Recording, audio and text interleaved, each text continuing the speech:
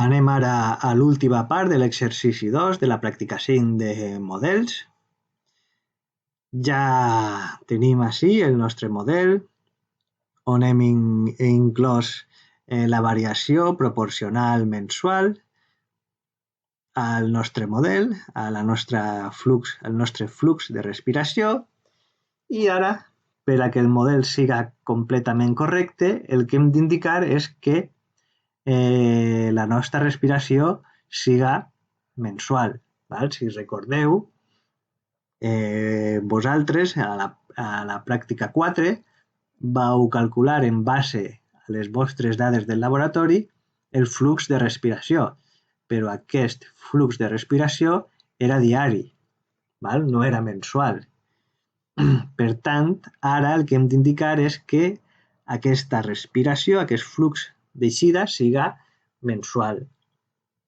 Com indiquem, com corregim aquesta part dins del nostre model? Doncs és molt fàcil. Simplement hem de crear una variable auxiliar que anomenarem dies que té un mes. Val? Obrim la variable auxiliar i indiquem els dies que té un mes. Assumim que tots els mesos de l'any tenen 30 dies. Val? Li donem a l'OK i ara connectem la variable auxiliar de dies del mes amb la variable de flux de respiració. Val?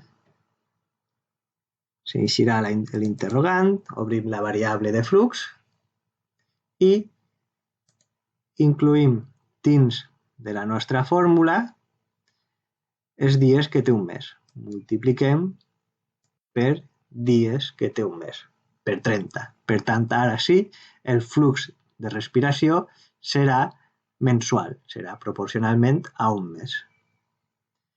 Li donem a l'OK. Ja tenim el nostre model correcte. Podem canviar el nom de la variable de flux i dir que ja no és per dia, sinó per mes. I, podem veure els nostres resultats, veure com funciona el model. Podem anar a Run Specs, volem fer córrer el model i anem a Run Specs i especifiquem que volem veure, per exemple, com va la respiració en un any, que vaya de 0 a 12 mesos, en aquest cas mirarem la variació mensual i que l'interval de temps siga mensual, que vaya d'un en un. Indiquem això, posem que siga mensual, per exemple, i li donem a l'OK. Creem una gràfica, volem veure els resultats en una gràfica, doble clic dins de la gràfica i especifiquem el que volem veure, el que grafique. Per exemple, la variable de nivell, els quilograms de carboni que tenim al sol i el flux de respiració.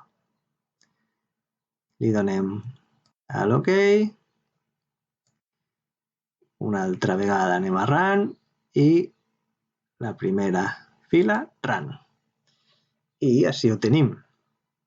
Tenim com es va buidant la variable de nivell, el carboni en el sol, amb el temps, i com la respiració varia durant els diferents mesos. D'acord? Doncs ja tenim el nostre model de respiració del sol mensual, depenent de la variació, si tenim mesos que respiren més o menys, i ara, simplement per acabar aquesta pràctica el que heu de fer és respondre a una xicoteta pregunta que teniu al final de l'exercici 2, en el qual, el que heu de fer és modificar el vostre model per a respondre a aquesta pregunta, segons penseu que heu de modificar el model, si heu d'incloure una variable de flux d'entrada que siga constant i, Amb estos canvis, compareu el model que teniu ara amb el model que creeu i veure, bueno, responeu a aquesta pregunta.